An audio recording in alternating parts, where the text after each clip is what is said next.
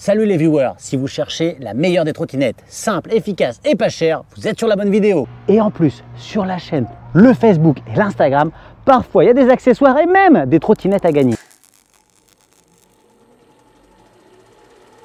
Bonjour à tous et bienvenue, c'est Electron et sur ma chaîne, vous trouverez plein de vidéos autour des mobilités électriques en tout genre. Je vais commencer par vous demander une petite chose, c'est de foncer, vous abonner et d'activer la petite cloche. Et moi en échange, je reviens très vite avec des tests, des tutos, d'entretien et de modification de cette machine, mais aussi de bien d'autres et plein d'exclusivités. C'est bon? C'est fait?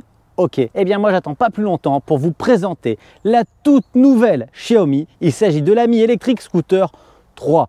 La toute dernière de la marque, une pépite, et je sais de quoi je parle. En effet, moi j'ai commencé la trottinette électrique il y a déjà de ça quelques années avec l'une des toutes premières, la M365. Ensuite, je vous ai présenté l'Essential, la 1S et la Pro 2. Alors je vous dis pas, aujourd'hui je suis surexcité et je suis super content de vous présenter le tout dernier modèle de la marque. Je vous propose donc l'unboxing, c'est-à-dire le déballage, la présentation des specs, c'est-à-dire des caractéristiques, et enfin, un test rapide de la machine pour savoir de quoi il en ressort. Il y a quelques modifications sur ce modèle 3, notamment au niveau des freins, du moteur, et on va tout faire en détail. D'ailleurs, en parlant de détail, je vous disais, il y a 4 ans, j'ai commencé avec la M365, qui était déjà le deuxième modèle de la marque. Une référence, l'année dernière, je vous disais, la marque nous a présenté 3 modèles. Un modèle qui se veut économique, mais à l'achat uniquement, un modèle en milieu de gamme avec la 1S et enfin un modèle un peu plus GT avec la Pro 2, une trottinette un peu plus longue avec une plus grande autonomie et un moteur de 600 watts. Ces 3 modèles embarquaient un nouveau garde-boue plus solide et des phares un peu plus puissants, ainsi qu'un tableau de bord bien plus détaillé. On appelle ça donc le display et on avait pas mal d'informations comme la vitesse et ça c'était pas mal. Alors qu'en est-il de ce modèle 3? Allez, on y va pour la première étape et on va ouvrir tout simplement le carton pour voir ce qu'on a à l'intérieur. Alors il faut savoir qu'elle va être très prochainement dans les magasins. En général, c'est Darty qui fait l'ouverture du bal en premier. Moi, je l'ai acheté sur le site Darty avec un vendeur autre, Mi Xiaomi. Et actuellement, sur le site internet, elle était à 429 €. Le problème, si vous faites ça et que vous n'y connaissez rien, c'est côté SAV, ça peut être compliqué. Côté conseil, vous pouvez complètement vous asseoir sur n'importe quel conseil de chez Darty. En tout cas, chez les miens, franchement, c'est des nazes. Ils n'y connaissent rien. Ils sont capables de vous reprendre une trottinette qui fonctionne juste parce qu'ils ne sont pas capables de les allumer.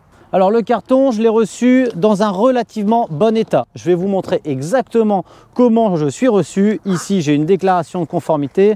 Elle est obligatoire et elle est fournie en plusieurs langues. La colonne est parfaitement bloquée au milieu du carton. Elle est aussi protégée par des plastiques. Et là où on va reconnaître immédiatement le modèle 3, c'est avec ces surpiqûres, j'ai envie de vous dire, bleues. Mais pour être plus précis, certains câbles sont bleus et le système de freinage à l'arrière, il est bleu également. Et on va le voir aussi, le système de freinage est modifié par rapport aux versions précédentes. Alors on a l'habitude, on la reçoit jamais complètement montée. Ici, je vais avoir le guidon qui est bien calé pour éviter qu'elle ne prenne des coups. On va tout de suite constater qu'on a également sur la nouvelle Xiaomi 3 un nouveau système de verrouillage de lock. Alors ici, je vais avoir une petite boîte et dans cette boîte, j'ai un petit chargeur d'exactement 2 ampères avec le cordon, une petite notice, la petite clé BTR ainsi que 5 vis pour enclencher le guidon dans sa position de roulage. Le carton qui fait office de protection enferme en son sein un pneumatique et une chambre à air que vous pourrez garder. D'ailleurs, si vous avez un problème de crevaison, vous trouverez sur la chaîne tous les bons tutos, tous les bons conseils pour réparer votre Xiaomi. On va continuer en retirant la machine du carton et très bientôt sur la chaîne, je vais également vous proposer un tutoriel pour passer la Xiaomi en pneus durs, donc que ce soit le nouveau modèle ou les anciens. Pour le montage, rien de très sorcier. On va venir placer le câblage à l'intérieur de la colonne et ensuite on enfonce la colonne.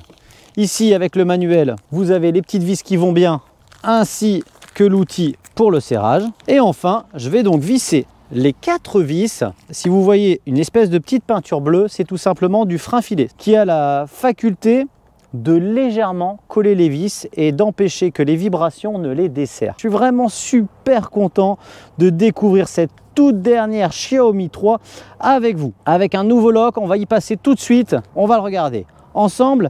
Ce lock qui est très intelligent parce que maintenant la norme veut que de plus en plus il faut une double action pour déverrouiller un lock. Avant on avait une espèce de bague en plastique qui finissait par casser et qui venait bloquer la descente de ce levier. Maintenant on a tout simplement un bouton qui est là et ce qui est super sympa c'est qu'on va pouvoir actionner le bouton avec une seule main, vous voyez, et ça c'est top. Je vais insister pour le pliage de la machine puisque c'est une machine qui est quand même destinée relativement aux débutants. Regardez, si vous avez un crochet, là, elle n'est pas déverrouillée. Il faut vraiment maintenir la pression sur la sécurité pour passer au-dessus du crochet. Et là, ça se déverrouille. Vous voyez?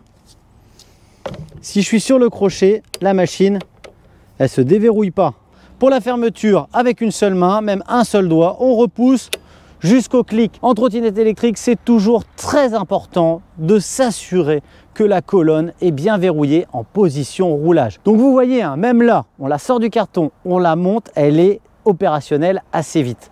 Donc pensez toujours à bien faire la pression des pneumatiques. Avant même de partir, là, si vous la déballez, mettez les pneus à 4,2 bars maximum, mais au moins au-dessus de 3,5 et revenez-y une fois par mois. Allez, on continue avec les specs. À l'avant, on a un moteur de 300 watts capable d'en délivrer le double. Donc on a 600 watts placés dans la roue avant comme sur la Xiaomi Pro 2. Elle a une vitesse max sortie du carton de 25 km/h et elle est capable de monter des pentes jusqu'à 16%. Le tout est alimenté par une batterie qui est cachée dans le deck. Le deck, c'est ce qui est ici où vous mettez vos pieds, d'une batterie de 7,8 Ah. Donc on a l'équivalent de ce qu'on peut trouver en autonomie sur une Xiaomi 1S. Et ça devrait nous donner une autonomie qui va varier entre 18 et 24 km. Je vais ranger le chargeur dans le carton, mais du côté de la charge, comme on est en 2 ampères, on va charger en environ 4 heures la machine. Je vais vous montrer le display. Alors le display, il est caché ici en dessous. C'est là qu'on va avoir une surprise. Donc là, elle bip. Ça veut dire qu'il va falloir faire la même manipulation que mon tuto. Donc je vous mets un tuto ici pour déverrouiller et pour activer votre Xiaomi 3. Côté display, encore une fois, on a quelque chose de très sobre. L'allumage se fait ici avec le bouton on.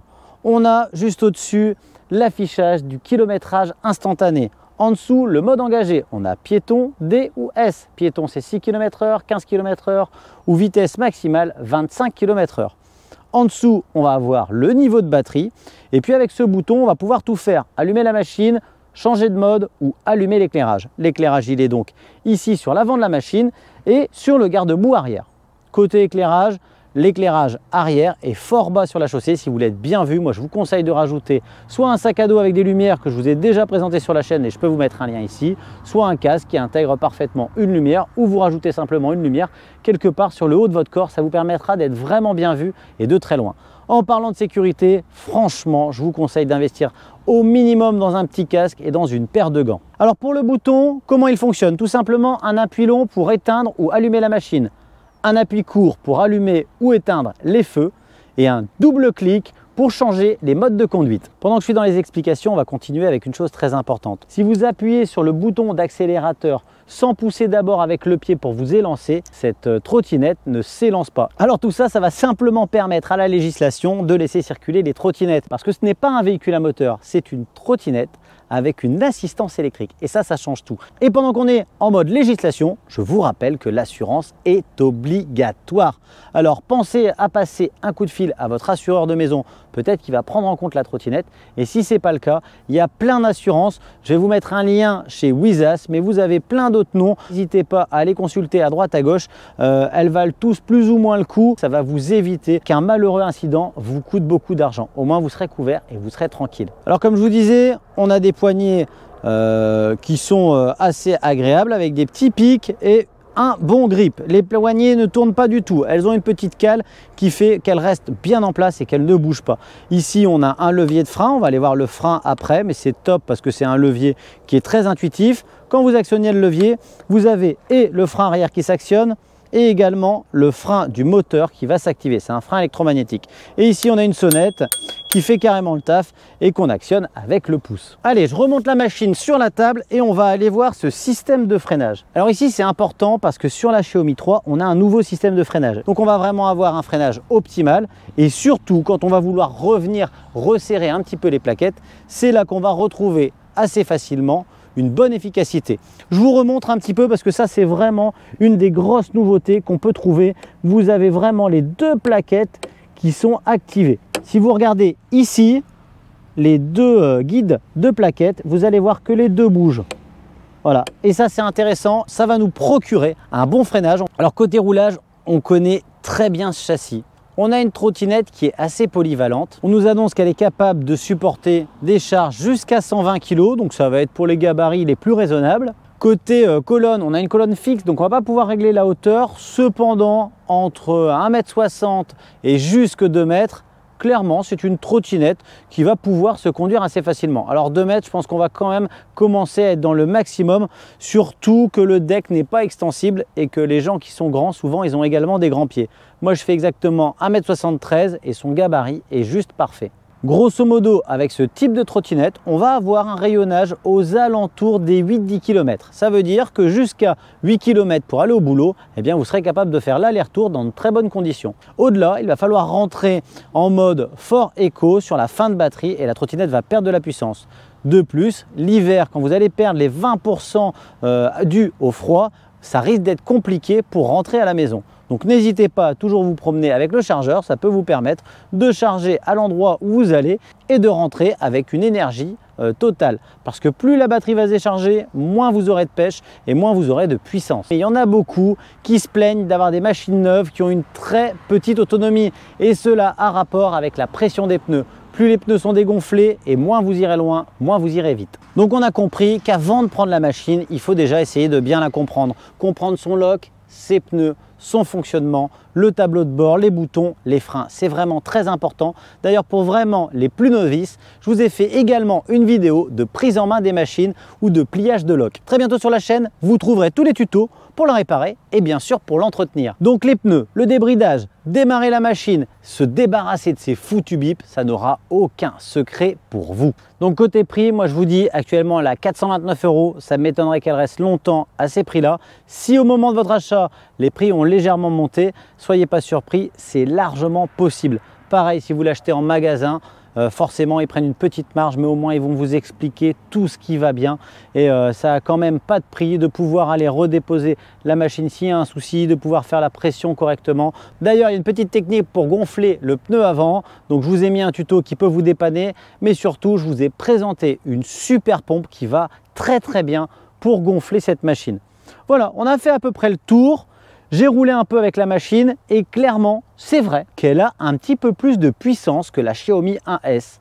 Elle est très maniable, elle freine très bien malgré le fait que les plaquettes ne sont pas rodées. On a vraiment un très beau tableau d'affichage pour avoir le kilomètre-heure à laquelle on se déplace. On voit bien le niveau de batterie. On a également une connexion Bluetooth et une application Xiaomi qui n'est pas toujours forcément la meilleure, mais vous pouvez trouver d'autres applications comme par exemple Darkness Bot ou encore EUC Word qui sont des applications qui fonctionnent mieux, qui ont une capacité à se connecter au Bluetooth beaucoup plus facilement et qui vont vous donner quasiment les mêmes fonctionnalités.